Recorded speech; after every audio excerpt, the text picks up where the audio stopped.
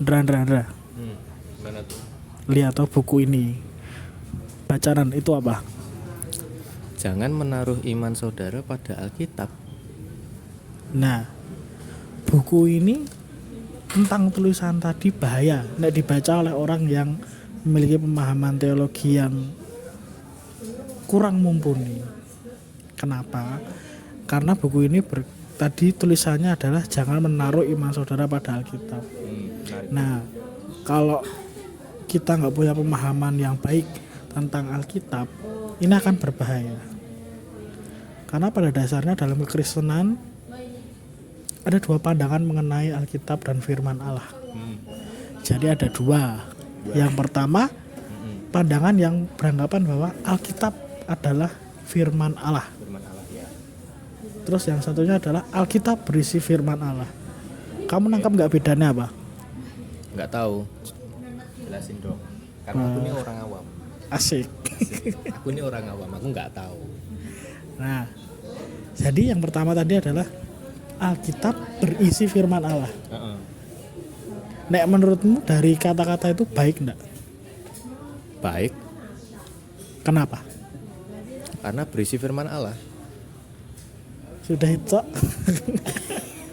Nah, Poinnya itu tadi. iya. Tapi sebenarnya kalau kita tilik lebih dalam, ada sesuatu yang janggal di situ. Karena anggapan Alkitab berisi firman Allah itu berarti Alkitab tidak sepenuhnya isinya firman Allah. Jadi hanya beberapa yang firman Allah. Oke. Nah, anggapan di sini biasanya diusung oleh kaum liberalis dan kaum yang menggunakan tafsiran high criticism. High criticism. Yes, jadi Apaan tuh?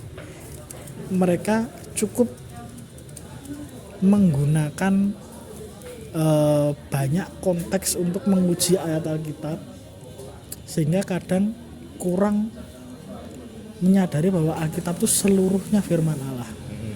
Jadi hanya beberapa poin saja. Nah, di sini yang berbahaya. Nah, yang selanjutnya adalah Alkitab adalah firman Allah.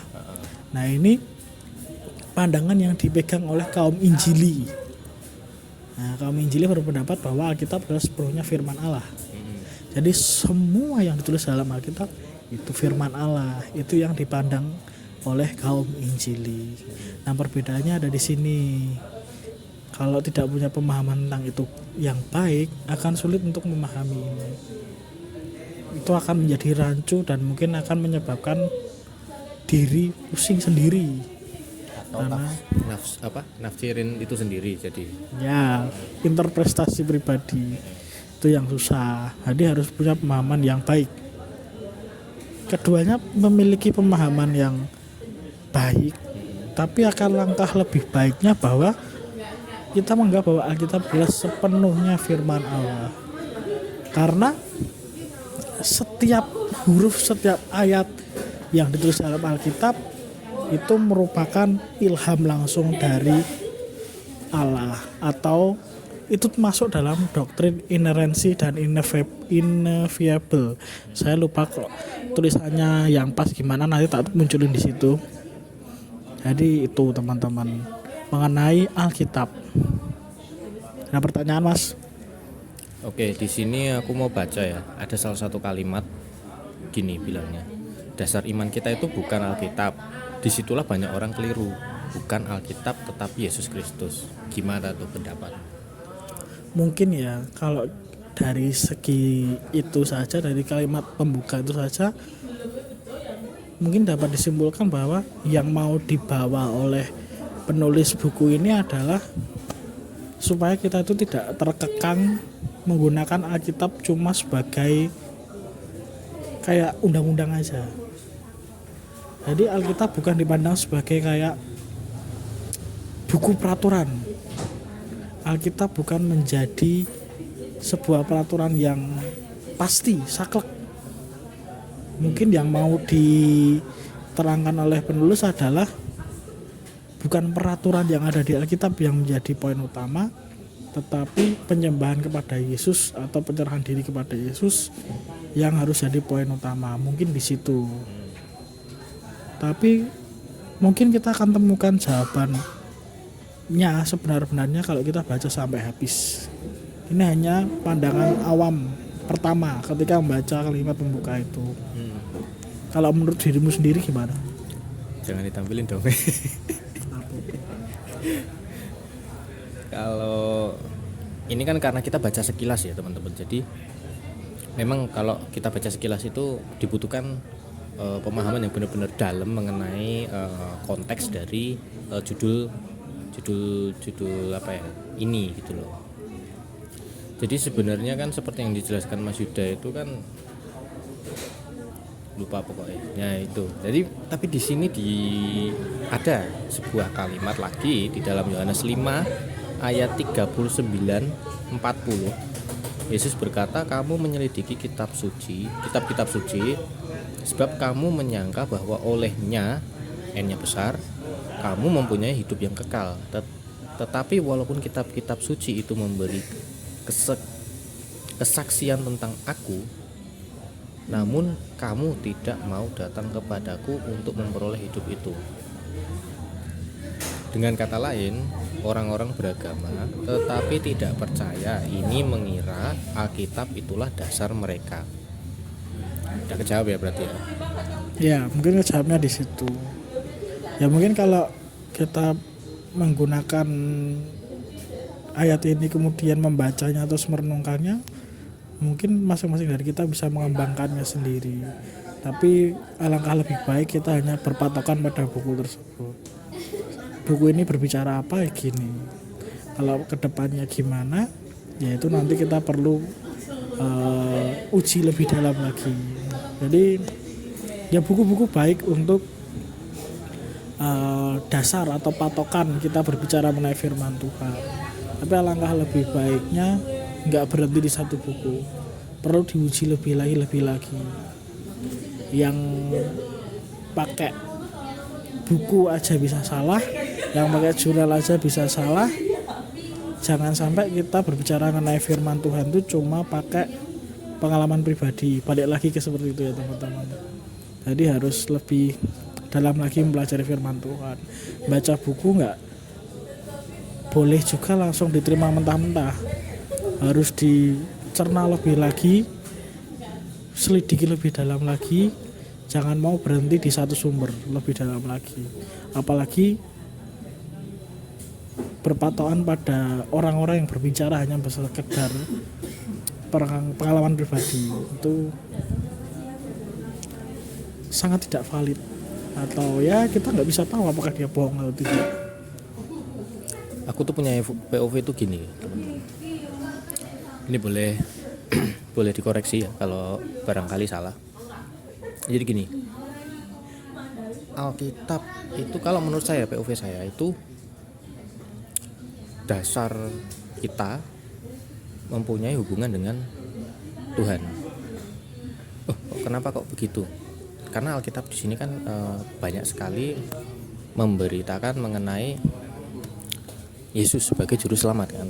Jadi otomatis kita, Yesus dan kita itu kan harus punya hubungan, kita dengan Yesus, kita dengan Tuhan gitu. Dan Alkitab itu mendasari semuanya agar kita punya hubungan atau fondasi hubungan dengan Yesus. Itu menurut aku loh ya. Itu menurut aku. Barangkali kalau salah mungkin boleh dikoreksi. Kalau menurut Mas Yuda gimana? Kalau tentang pendapatku, kayaknya menarik banget deh. Jadi menurutmu Alkitab itu seperti fondasi relationship?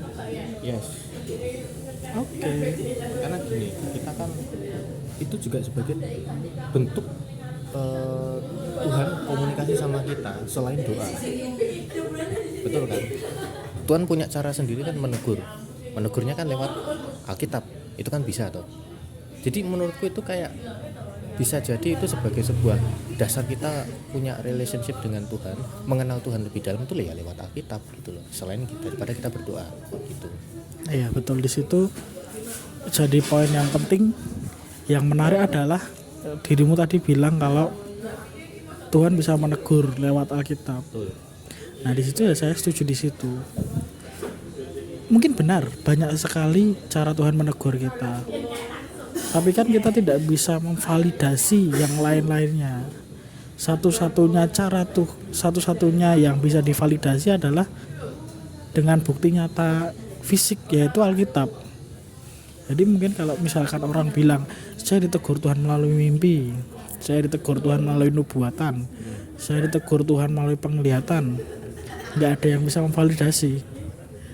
Tapi dengan firman Tuhan yang nyata, di situ Data yang paling konkret sih menurutku. data yang paling konkret. Dan kalau kita berpatokan pada doktrin Injili, yaitu Alkitab adalah firman Tuhan, di situ kita akan tahu bahwa ya valid kalau Tuhan menegur kita lewat firman Tuhan.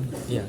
Karena setiap kata, setiap titik koma dalam Alkitab itu merupakan ditulis langsung oleh para nabi dan rasul melalui ilham dari Allah atau Roh Kudus. Bentar, saya searching. Nah, jadi pemahaman itu disebut sebagai doktrin inerrant and infallible. Inerrance itu artinya adalah tanpa kecacatan, dan infallible itu adalah ketidakmampuan untuk salah. Jadi setiap huruf, setiap kata dalam Alkitab itu tidak mampu atau tidak punya kesanggupan untuk salah atau cacat. Nah, di situ dengan seperti itu kita punya pandangan bahwa Alkitab itu sepenuhnya firman Allah, dan kalau kita ditegur melalui firman, itu adalah cara yang paling valid. Bukan berarti nubuat, mimpi, penglihatan itu salah. Bukan seperti itu.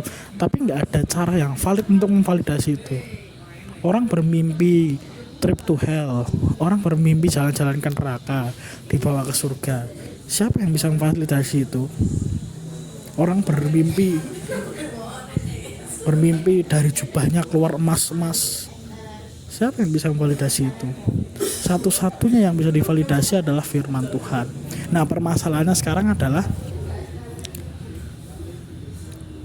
tafsir dari firman Tuhan itu sendiri malah justru akhir-akhir ini, bukan akhir-akhir ini, sudah dari dulu tafsir terhadap firman Tuhan itu sering kali kacau. Karena banyak hamba Tuhan, banyak pendeta tidak memiliki kemampuan yang cakap untuk mentafsirkan firman Tuhan. Ilmu hermeneutiknya kurang, pemahaman bahasa Yunani kurang, pemahaman bahasa Ibrani kurang, konteks Alkitabiah kurang, tidak studi yang lainnya, cuma pemahaman pribadi. Mentok-mentok baca-baca buku lainnya, nggak pernah baca jurnal, nggak pernah baca versi literatur lainnya. Banyak sekali pemahaman yang bisa didapat. Kita lihat pendeta-pendeta sekarang itu jarang untuk belajar kayak dari kitab-kitab saudara kita dari agama Yahudi. Justru di dalam agama Yahudi kita bisa dapat banyak sekali konteks Alkitab, Perjanjian Lama ataupun masa pra Perjanjian Baru. Di situ kita bisa banyak sekali dapat konteksnya. Oh, kenapa sih tokoh ini seperti ini? Kenapa sih ada pandangan yang salah tentang Kristen seperti ini? Nah, di situ kita bisa lihat dari berbagai macam literatur. Nah, permasalahan yang baru ada di situ. Satu-satunya sumber yang valid adalah Alkitab. Permasalahannya adalah banyak orang mentafsirkan Alkitab itu salah dan suka-suka sendiri. Gimana menurut Mas tentang permasalahan yang ini? Permasalahan yang ini tuh sering kali terjadi di banyak sekali gereja-gereja. Aku banyak banget menemukan kayak gini, contoh gini.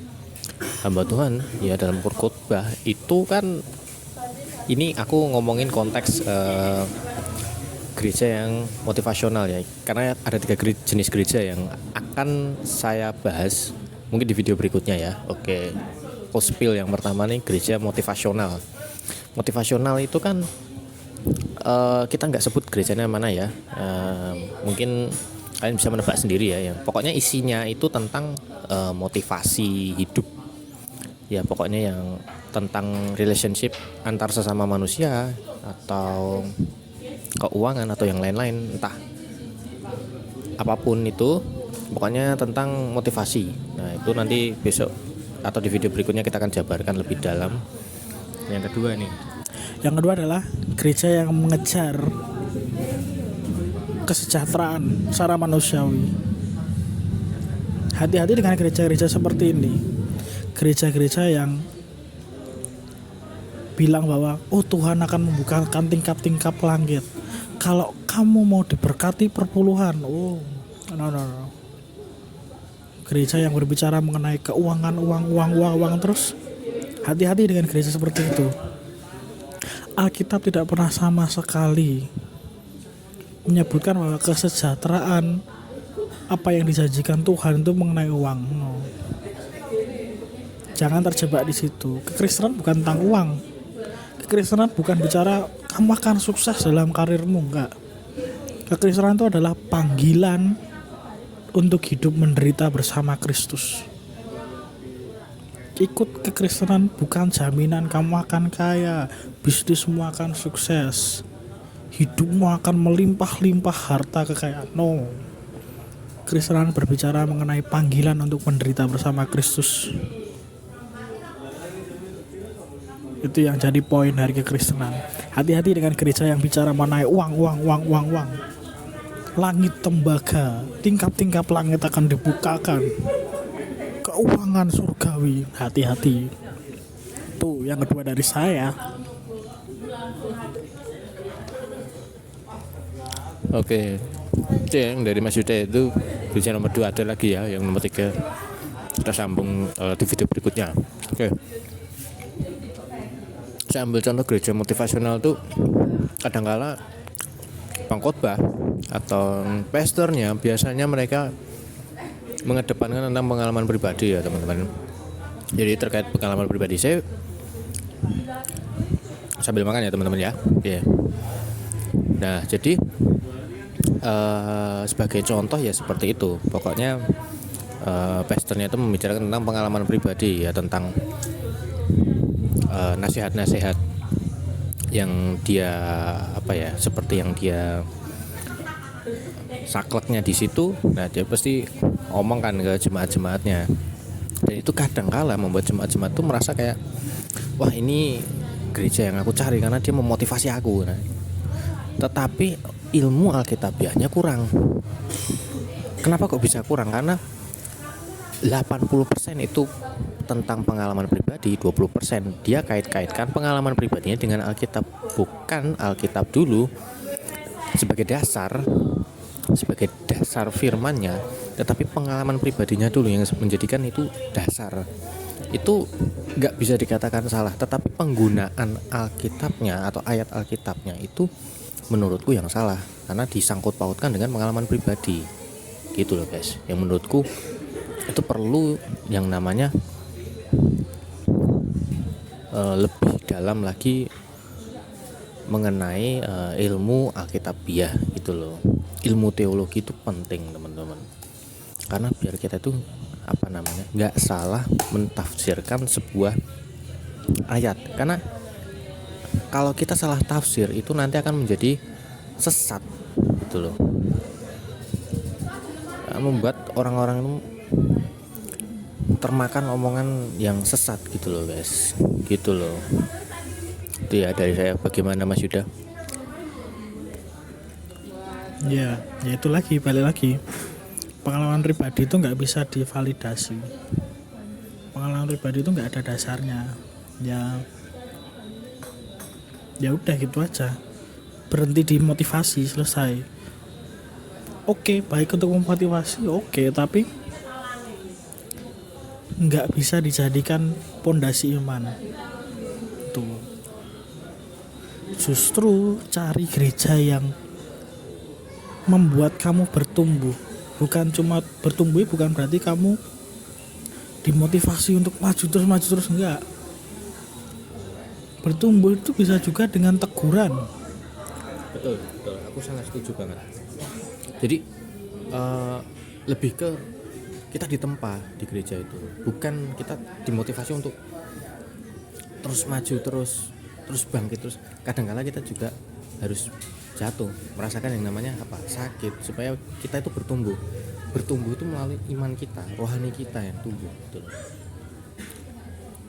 Iya di situ. Jadi ya ciri gereja yang baik itu seperti itu. Bukan bertumbuh pada kuantitas saja, kualitas jemaat perlu.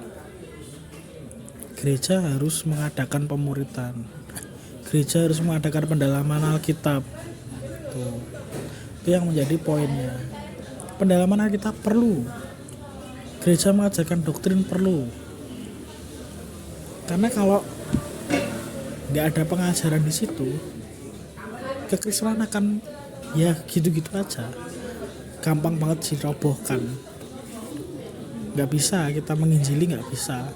Orang di gereja cuma dimotivasi, mana penginjilannya, mana pendalaman firman Tuhan. Harus ada di situ, itu teman-teman. Ya, kayak cukup sampai di sini kali ini. Kita tadi belajar mengenai Alkitab, kemudian mengenai gereja dan tipe-tipe gereja.